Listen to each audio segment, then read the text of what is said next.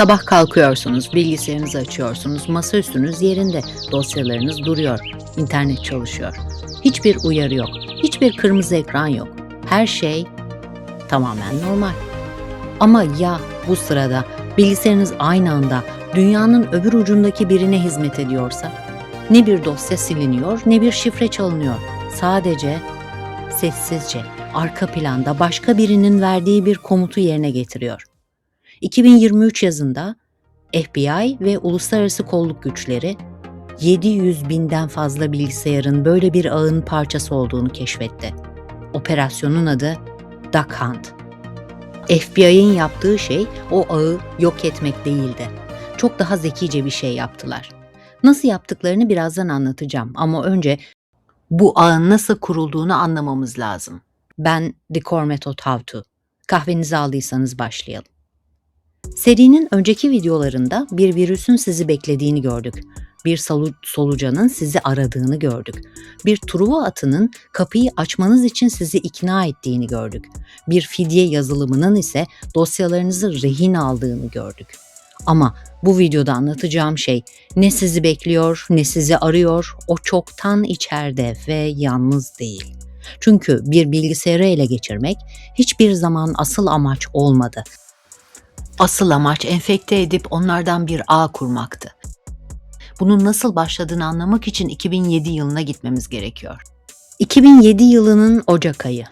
Avrupa'da Krill adında şiddetli bir fırtına 9 ülkeyi vurdu. Onlarca kişi hayatını kaybetti. Milyonlarca ev günlerce elektriksiz kaldı. Haberler günlerce bunu konuştu. Tam o günlerde insanların e-posta kutularına gerçek fırtına haberlerine gönderme yapan ilginç bağlantılar düşmeye başladı. Tabii ki merak eden insanlar tıklıyorlardı ve farkında olmadan bilgisayarlarına küçük bir program yüklüyorlardı. İşte bugün Stormworm olarak bildiğimiz bu botnet adını tam olarak bu fırtınadan aldı. Peki bu küçük program tıklandıktan sonra ne yapıyordu?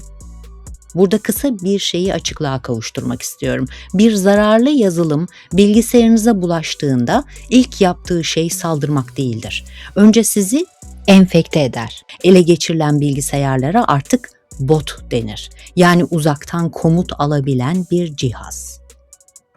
Tek başına güçsüzdür. Ama binlercesi bir araya geldiğinde ortaya bambaşka bir şey çıkar. Buna botnet diyoruz. Robot ve network kelimelerinin birleşimi.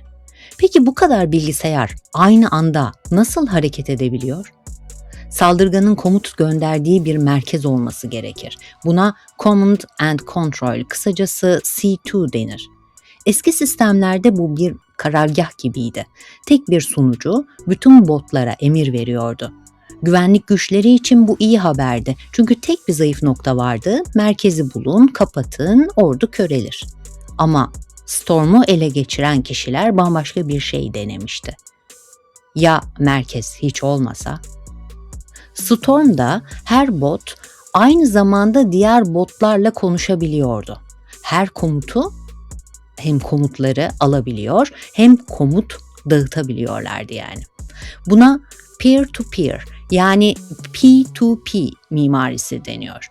Ve bu o dönem güvenlik dünyasını gerçekten korkuttu. Çünkü ağdaki 100 bilgisayardan biri kapansa diğer 99'u çalışmaya devam ediyordu. 1000 tanesi kapansa yine çalışıyordu. Usenix'te yayımlanan hakemli bir araştırmaya göre araştırmacılar yalnızca birkaç hafta içinde 210 farklı ülkeden 1,7 milyondan fazla IP adresi gözlemledi. İnternet tarihinde ilk kez tek noktadan çökertilemeyen bir botnet ortaya çıkmıştı. Gücü tek bir merkezde değil, ağa dağılmış binlerce enfekte cihazın birbirine bağlı olmasındaydı. Bu kadar büyük bir gücü sadece spam göndermek için kullanmak büyük bir israftı. Bir banka düşünün. Kasası yerinde, alarmı hiç çalmamış, kapıları kırılmamış ama kasadaki para her gün biraz daha azalıyor. Kimse içeri girmemiş gibi. İşte 3V botneti tam olarak böyle çalışıyordu. Ama burada ilginç bir detay var. Bu botnet sizi hedefe almıyordu. Hedefi dijital reklam sektörüydü. İnternette gördüğünüz reklamların çoğu gerçek bir insan tarafından izlenirse para kazandırır. Peki ya bunu gerçek insanlar yerine botlar yapsaydı? DOJ'nin açıklamasına göre Trevi 1,7 milyondan fazla bilgisayarı kontrol ediyordu. Bu bilgisayarlar arka planda gizli tarayıcılar çalıştırıyor, sahte web sitelerini ziyaret ediyor, reklamları izliyordu.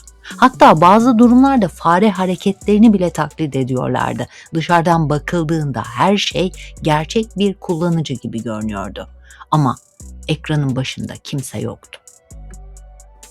Reklam şirketleri gerçek insanlara ulaştığını sanıyordu. Aslında paralarını botlara ödüyorlardı. Bu saldırı yıllarca fark edilmedi bile. Çünkü çöken bir sistem yoktu. Şifrelenen bir dosya yoktu. Fidye notu yoktu. Her şey normal görünüyordu. FBI'ın soruşturması 2 yıl sürdü. Araştırmacılar önce botların bağlandığı sunucuların kontrolünü ele geçirdi. Buna sinkhauling deniyor. İlk kez botnetin gerçek büyüklüğü görülebiliyordu. Storm, bize tek noktadan çökertilemeyen botnetin mümkün olduğunu göstermişti. Trevi ise bu gücün sadece saldırmak için değil, sessizce para kazanmak için de kullanılabileceğini gösterdi. Ama botnetlerin geçireceği en büyük dönüşüm henüz gerçekleşmemişti. Çünkü bu botlar artık kendileri saldırmayacaktı. Başka saldırıların kapısını açacaklardı. Hatırlarsanız en başta sormuştum. FBI 700 binden fazla bilgisayardan oluşan enfekte olmuş bir ağ ile karşılaştığında nasıl bir şey yaptı diye. Cevabı vermeden önce bu ağın nasıl kurulduğunu bilmemiz gerekiyor da demiştim. Artık botnetin nasıl oluştuğunu anladık. Şimdi hazırız değil mi? Kekbot, başlangıçta sıradan bir bankacılık zararlısıydı. Ama yıllar içinde bambaşka bir şeye dönüştü. Artık şifre çalmaktan çok daha değerli bir iş yapıyordu. Kapıları açıyordu. Bir bilgisayar ele geçiriliyor, bir şirket ağına sızılıyor ve bu erişim Conti, Rival, Black Basta gibi fidye yazılımları gruplarına satılıyordu. Serinin fidye yazılımları videosunda anlattığım gibi o grupların çoğu işe girdikleri kapıyı aslında QuakeBot'tan satın almıştı. FBI'ın verilerine göre QuakeBot dünya genelinde 700 binden fazla bilgisayara bulaşmıştı. Sadece 18 aylık bir dönemde saldırganlar ödenen fidyelerden 58 milyon dolarlık komisyon almıştı. Bu ağı yönetmek için saldırganlar bir hiyerarşi kurmuştu. Bunu bir şehir gibi düşünebilirsiniz. Bir merkez, merkeze bağlı dağıtım noktaları. Ve o dağıtım noktalarına bağlı sıradan botlar. Ama işin en ürkütücü kısmı şu, o dağıtım noktalarından bazıları aslında sıradan kurbanların bilgisayarlarıydı. Yani bazı insanlar sadece kendi bilgisayarları ele geçirilmekle kalmamış, farkında bile olmadan başka kurbanlara emir ileten bir ara istasyona dönüşmüştü. Kurban aynı zamanda komuta zincirinin bir parçası olmuştu. Peki FBI bunu nasıl durdurdu? 700 binden fazla enfekte bilgisayarı tek tek temizlemek imkansızdı. Sunucuları kapatmak da kalıcı bir çözüm değildi. Saldırganlar yenilerini kurabilirdi. Bu yüzden FBI farklı bir yol izledi.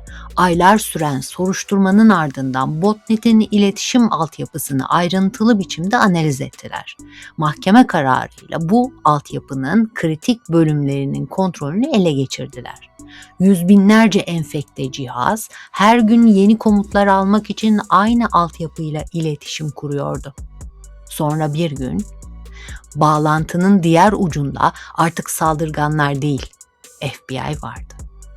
Cihazlar yine komut aldı ancak bu kez gelen komut saldırıyı sürdürmek için değil, QuakeBot'u sistemden kaldıran bir temizleme aracını çalıştırmak içindi. İşte operasyonun en dikkat çekici yanı buydu. FBI botnet'i kaba kuvvetle durdurmaya çalışmadı. Botnet'in kendi iletişim mekanizmasını kullanarak onu içeriden etkisiz hale getirdi. Yani QuakeBot bize son bir şey daha öğretmiş oldu. Botnetler artık saldırının kendisi değildi. Onlar başka saldırıları mümkün kılan görünmez bir altyapıya dönüşmüştü ve tam bu tehdit kontrol altına alınıyor derken botnetler bir kez daha evrim geçirdi. Bu kez suç örgütlerinin değil, devletlerin işine yaramaya başladılar. Bugün çalışan bazı botnetlerin görevi ne para çalmak ne de saldırmak. Görevleri görünmez olmak. 2026 yılında CISA, İngiltere Ulusal Siber Güvenlik Merkezi ile birlikte dikkat çekici bir uyarı yayımladı. Rapora göre Çin bağlantılı siber aktörler güvenliği zayıf ev ve küçük ofis yönlendiricilerinden oluşan gizli ağlar kullanıyorlardı. Bu cihazların çoğu sıradan modemlerdi. Belki de şu an bu videoyu izlediğiniz bağlantıyı sağlayan cihazın bir benzeri. Eskiden botnetler doğrudan hedefe saldırıyordu. Bugün ise çoğu zaman saldırıyı gizliyorlar. Bunu bir mektup gibi düşünün. Siz bir mektup yazıyorsunuz ama onu doğrudan göndermiyorsunuz. Önce bir kişiye veriyorsunuz, o başka birine iletiyor, o da bir başkasına. En sonunda mektup hedefe ulaşıyor ama artık kimse onu kimin yazdığını bilmiyor. CISA raporunda adı geçen ağlardan biri Raptor Train, diğeri ise Kiwi Botnet. İkisi de binlerce ev cihazından oluşuyordu. Ve bu noktada belki serinin ilk videolarından birini hatırlıyorsunuzdur. Mira, o zaman milyonlarca cihazın nasıl ele geçirildiğini anlatmıştık.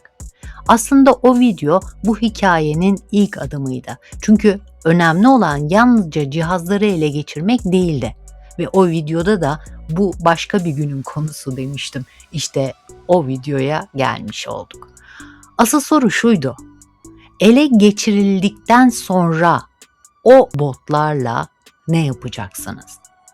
Bugün cevabı biliyoruz. Bazıları spam gönderiyor, bazıları para çalıyor, bazıları fidye yazılımlarına kapı açıyor ve bazıları artık bir ülkenin stratejik operasyonlarının parçası. Botnetler artık yalnızca teknik bir sorun değil, uluslararası güvenliğin de bir parçası. Hatırlıyor musunuz bu videoya nasıl başlamıştık? Sabah kalkıyorsunuz, bilgisayarınızı açıyorsunuz, her şey normal görünüyor.